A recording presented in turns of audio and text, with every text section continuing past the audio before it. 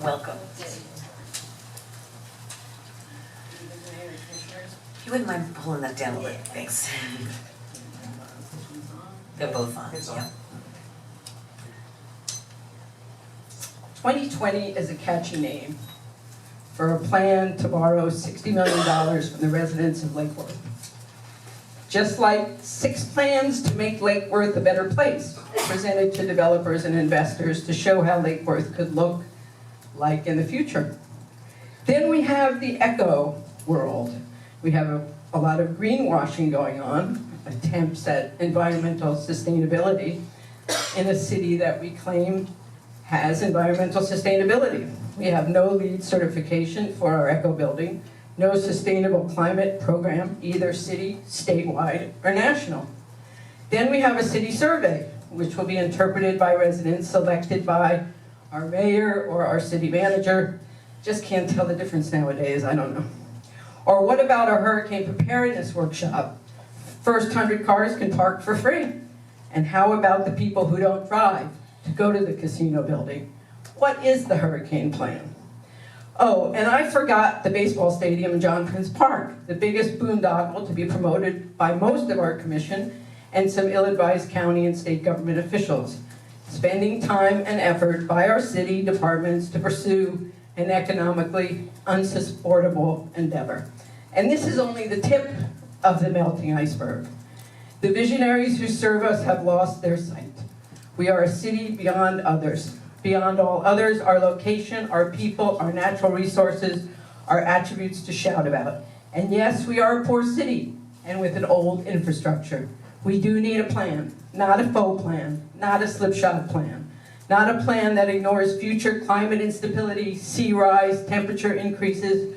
We need a plan that financing that doesn't burden the most vulnerable. And we need a plan that provides the funding for the improvements and not for consultants, advisors, lawyers, and hangers-on. We need a plan, that includes employment for our residents and not monies for our elected campaign donors. I know that our mayor and this commission will accuse past commissioners of leaving. Thank you very much. I appreciate it. Mary Lindsay, followed by Peter Tim.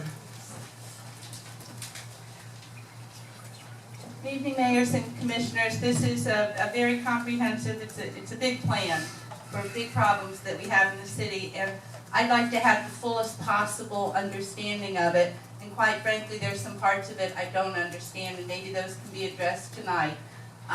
It's the financial end that I have the questions about. What we're talking about is a general obligation bond that has to be approved by the voters, and I guess what I'd like to hear is about maybe some of the other options for financing that either weren't considered or aren't being considered at this time. And I'm talking about revenue bonds and or assessments, and what part those funding options might play in the future, and how likely that could be. If this fails at the polls, do we have a plan B? That's my question. Thank you. Thank you. Peter Tim, followed by John Rinaldi. Peter Tim, yes, I'm sorry I can't do much because I had eye surgery and I can't see. However, on 8/26, we're going to vote on this. What election is on 8/26? Is this a special election that nobody ever wanted to do for any reasons, or is it for some other reason? I do not know. We all remember back in '08 when they had that big influx of money, and the then mayor said, you know, we should lower our taxes, only to be corrected by another city manager who said, oh no, we can spend the money better than they can. And they did. They spent every dime of it and more. What makes you think that I'm going to believe that the money that we give you, if we give it to you, will be spent the way it's supposed to be? Because remember, this is going through 2 election cycles. So there may be other people sitting up there. And I want to know, what is my guarantee that you are going to do what you say you're going to do. Because I don't believe you have devised this plan. Staff has devised this plan. Staff answers to the city manager. Staff does not answer to you outside of the city attorney and the auditor. So remember that your life is on the line. I, from what I have said, am never going to vote for this. And you're gonna have to do a heck of a sales job to try to change my mind. Thank you very much. Thank you, Mr. Tim. John Rinaldi, followed by Tammy Panza. I also am confused about the economics of borrowing $63 million and passing the cost on to residents, especially the business community. In my situation, I already pay in non-ad valorem taxes over $1,500 to $1,800. This proposal would increase those almost to double, meaning my non-ad valorem taxes would probably get close to about $3,500. When you put me in competition with other bed and breakfasts in other parts of the county, they don't have any of those taxes to pay for. So when you look at the economics of business, if you were looking to come into Lake Worth and buy a bed and breakfast or invest in the community, why would you invest in the city of Lake Worth where you're going to be hit with thousands of dollars of taxes that your competitors don't have to pay? And in the same respect, you're telling me that in increasing my taxes, you're going to increase my property value. Well, I have options as someone who might want to buy property. I can buy it right across the bridge and get it cheaper, or pay more but pay less in taxes. So I look at it and I wonder what's really the truth. I don't think it's fair that I, at my house, pay $13,000 to $18,000 in taxes, and the property next door to me is only going to pay a few thousand in taxes. It doesn't make any sense.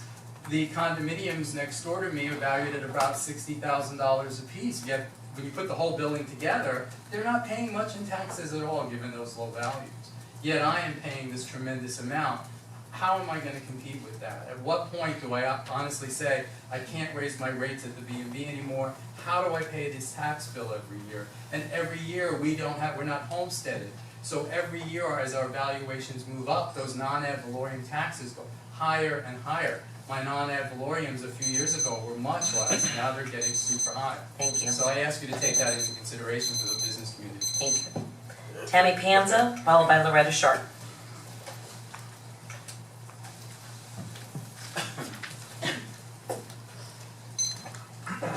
Hi there, Tammy Panza, 116 Northville.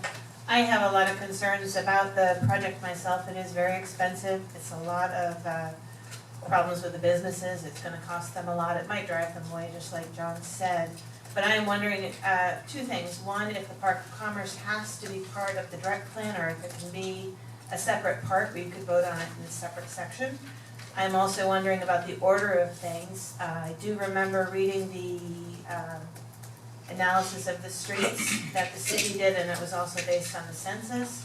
And it actually said parts of the city east of Dixie and Federal were the most in need. And I really feel that we're not paying enough attention to the areas west of Dixie. And I believe that we should start west of Dixie, raise those house values so they could become part of the payback plan, so to speak. I also believe that the value of the house should be a part of the repayment plan for the bond issue, but that also every house should pay at least some nominal fee, so that every house takes, or every resident, or every piece or parcel of land takes a chunk of the load, so that the larger valued houses are not unfairly burdened. So that's it, thanks. Thank you. Loretta Sharp? Loretta Sharp, 1311 South Palmway. I probably am the person that is most likely to talk against the bond issue. My house is in foreclosure. I'm doing a loan modification for the last 2 years. So I should be against it. My taxes are paid, they're over $4,000. But what do we do if we don't do the bond issue? What do we do with a city that's fallen in on itself? How do we raise the value of houses? I'm in real estate for 27 years in the city. I've seen plans come and plans go. Every single time that we come up with a plan for the infrastructure of the city, we shoot ourselves in the foot. We say, no, we can't afford it, it's too expensive. We can afford it. We cannot not afford it. We cannot not afford it. And I would like to see every single one of you commissioners take this project on as your own. That is a good thing to do for the city of Lake Worth. We will be able to afford it. We will bring up property values. We just had the Gulf Stream sold. We had out on the front steps, we had a public relations opportunity. The first opportunity that I can remember in the city of Lake Worth. The first opportunity where we actually said something good is being done in this city. I applaud them for buying the Gulf Stream. It's the beginning of the beginning. You cannot afford not to do the bond issue. Thank you. Thank you. Any other cards? Okay. Answers, commissioners? Vice Mayor? You started. I started it. If you want me to start, I'll start. I'll start. Go ahead. Do the best I can. One of the questions that was raised was, well, before we go there, let me just say this. You know, I personally have been talking about infrastructure in the city for 15 years. I've been talking about infrastructure for 15 years. And anybody that knows anything about real estate values and how homes are assessed, how they're assessed and neighborhoods are assessed, knows that when the property appraiser comes through and he rides down those bumpy streets with no sidewalks or no streets at all, you don't get a very favorable assessment for the value of your home. So if you're in it to pay no taxes, it's a great thing. But if you're in it to have an investment, and most people's home is their investment. For most people, their home is the single most expensive investment they're gonna make in their lifetime. Okay? This city cannot afford, I think Ms. Sharp said it, we cannot afford not to do this. The rest of South Florida is developed and in the civilized world. We're still living in the dark ages as far as our infrastructure is concerned. We are so far behind the curve, it's laughable. It's absolutely laughable. A comment was just made about the fairness factor and how some of the businesses and some of the more valuable homes will obviously, you know, because of the way our system is set up, they have to pay a little more than the rest. And you're right, I don't think that's fair. I don't think it's fair by anybody's standard. But unfortunately, it's the only system we're legally allowed to employ. And that's the problem that has contributed significantly to how we got to this point in this city in the first place. For generations, we've had homes that were virtually worthless and paid very little or nothing in taxes to the local community. And on top of that, what money was generated over these years was squandered. Squandered on shiny objects. Squandered on programs and studies and all these other fluffy things that never came to fruition. And here we are with an infrastructure that's imploding. I've said it for 15 years, and I'll say it again. I'm not an engineer, but I'll bet you if there's any engineers in the room, if they want to tell me I'm wrong, then stand up and tell me I'm wrong. We've been very fortunate. We've not had a major hurricane to hit Lake Worth in the 30 years I've been in Palm Beach County. If we get a direct hit from a major hurricane, the east side of this city is going to be in the drink. Because our infrastructure under the roads won't handle the pressure. Now, I've gone on record of having said that. And if it's a factual statement, or if there's any factual basis there, then I would hate like hell for us to come back in 2 or 3 years if this thing doesn't move forward for whatever reason, and we do get a major hurricane, and the east side of the city is in the drink. Because, you know, we all hate to say, I told you so. We gotta stop this bickering and this pettiness. I don't like paying more taxes than the next person. As a conservative, I have a real problem with imposing taxes.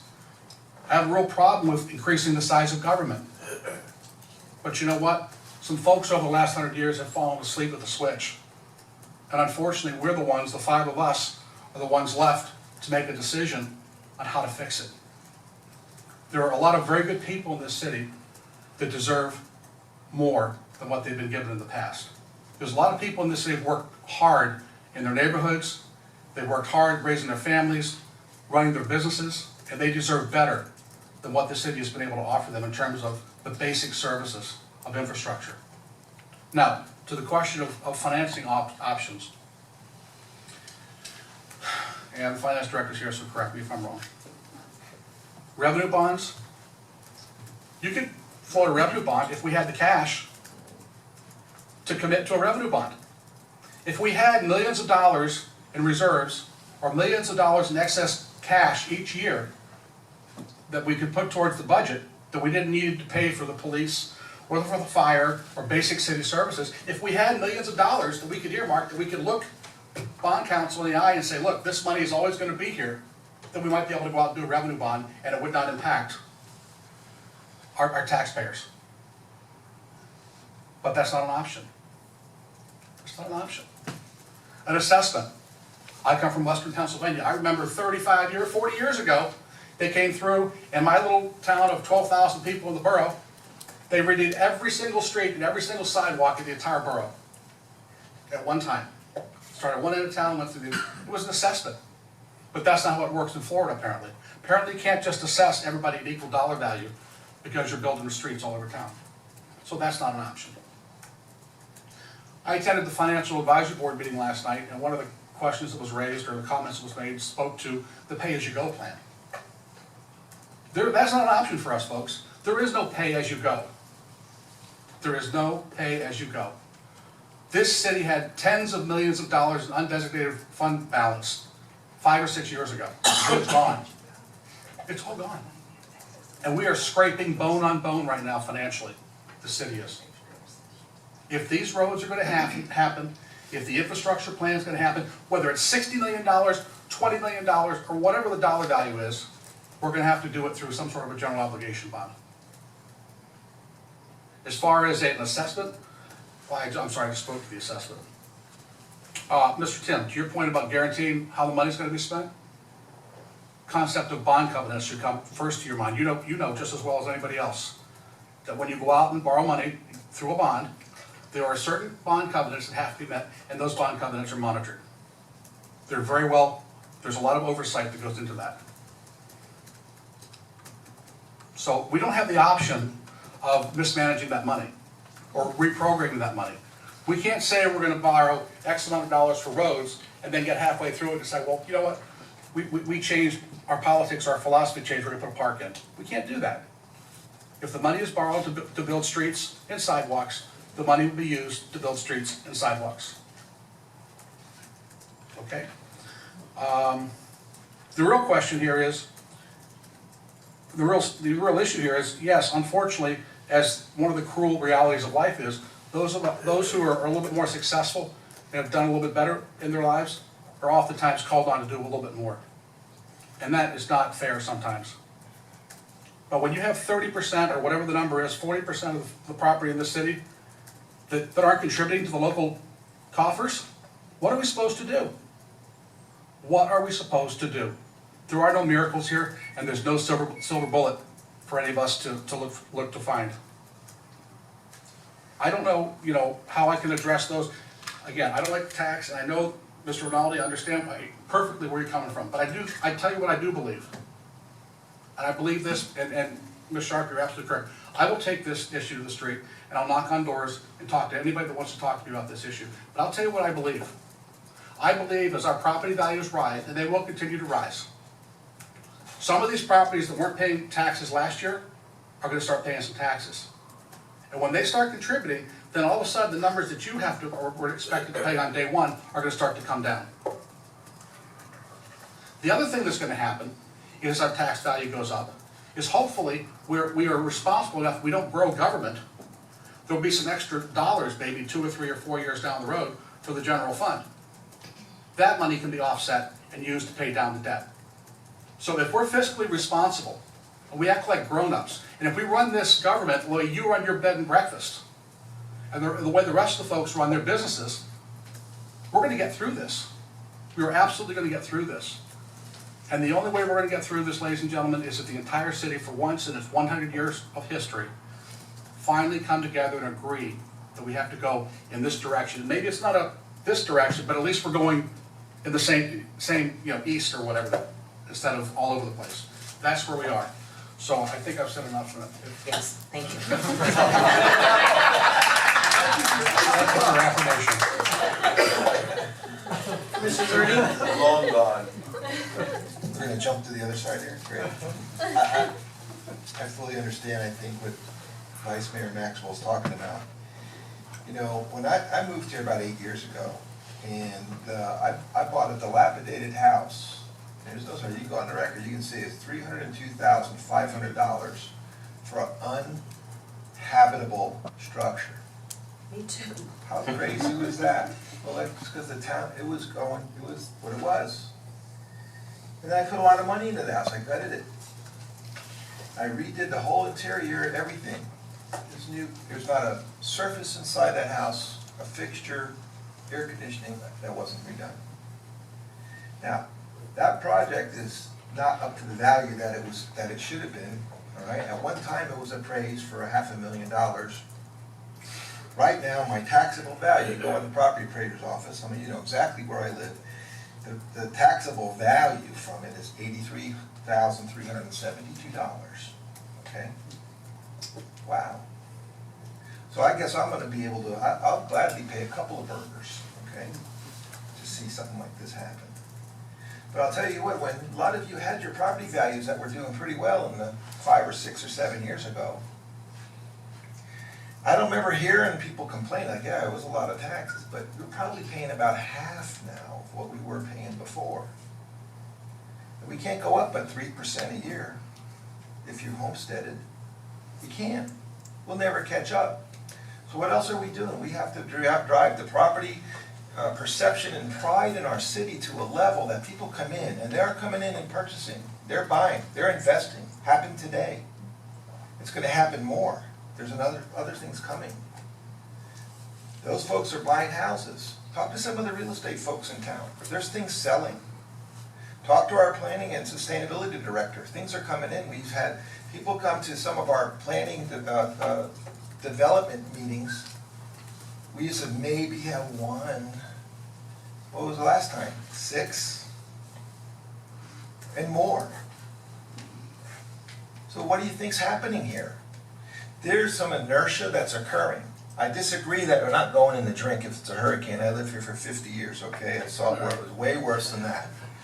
All right, we're not going in the drink. Okay. Okay? However, we do have the drainage issues because even for environmental systems over here, if we had someone that came in and put a lot of money into a building not far across the street here, and because of his intense interest and love of the city, the ability to really finance it later on and wrap that up just couldn't happen. And so that project never really got completed yet. If you want to point fingers at that, go ahead and point fingers at that. But there was a man that believed in this city, in that project. And I did too. He still does. But as far as environmental go, what you name, bring up, tell us exactly what device, what technology can you come here to prevent sea level rise or protect us from that. In the Keys, when I was going down the Keys, all those projects are up on stilts, okay, but the roads are still lower, and hurricanes come in, they get in their spot, they huddle up, they have their hurricane parties, it goes away, water goes down, and if it's a little bit higher, and this is supposed to be a long range, it's not happening tomorrow. But as far as environmental things that we can do, we're getting backflow devices that will be on our storm, but won't be able to back up as much. There's some wise things that we can do. Our LDRs are asking people to deal with their pervious and impervious areas so that we can percolate more water and handle it on site. Every bit of the water on that project across the street is captured and handled on site and percolated on site. It doesn't go into the storm drainage system and go out and contribute to that or our mangrove systems and all our intercoastal. And that's the kind of thing we're having people to do when they come here. So as far as that goes, when's the last big project that was undertaken in the city? We have not a slipshod program here. This is not slipshod whatsoever. This program is with project management embedded into the system. Because the last major project that we did over here, how was that managed in-house? Extremely poorly. And that's not going to happen again. At all. So we need to diversify our tax base. This is going to do that. This is something called inertia. Once we put this in there, you may not ever borrow whatever the obligation value is going to be. It may not ever be borrowed. We're assuming 4%. It's probably 8.2, maybe more, you don't know. But that's pretty conservative. Now, we think about that on the basis of going to thrive here, not survive. We got to get off of the survival in the city. We need to think about thriving here. And as soon as we think about our right priorities, have our pride, think positively, not negatively, come up with ideas. Help us. I think we have a really good plan. And it wasn't just staff that came up with this. All of us up here had ideas and direction and discussions at length. And it continues. This is not a done deal, by any means. Come to those 4 meetings. We'll have more. We're going to do walking and talking. We'll be out there talking to everybody. Please, help us out with this because it needs to occur. Come to those meetings, look up your property, look up at the chart and see. Do you have to give up a cup of coffee, a burger, a little bit more? I guarantee you it'll be worth the investment. The amount of money that we need to put in here to get us past this point right here. Like I said, I think, we got to include the Park of Commerce. That's just sit over there not doing anything. It's a shame for those folks that came into that. So I think that it's the right time. I know we're in competition with other cities. But part of the reason that you might be able to realize a better rate that you can charge is because it's going to be a lot better around here. Everywhere around you. Including the new Gulfstream Hotel that's going to be renovated. That's going to help it tremendous. Just closed today, Mr. Tim. 37. What's that? 37. So no back and forth, please, guys. So, I don't think that the assessments, if you look at the map, it's not predominantly on the east side. Cammy, I think she left, but it's all over it. I think it's as fair as we possibly can with the investigations and analysis that staff has done. And it's not just which way is this looking. This was done in a very analytical and technologically proper way to do this. And we are going to try to run the city more like a business, like it should be in everybody's best interest. So I hope we get some more feedback from you. We want that. And we're going to do the best we can up here. And I think as a city we can make a really good decision here. One way or another, it's something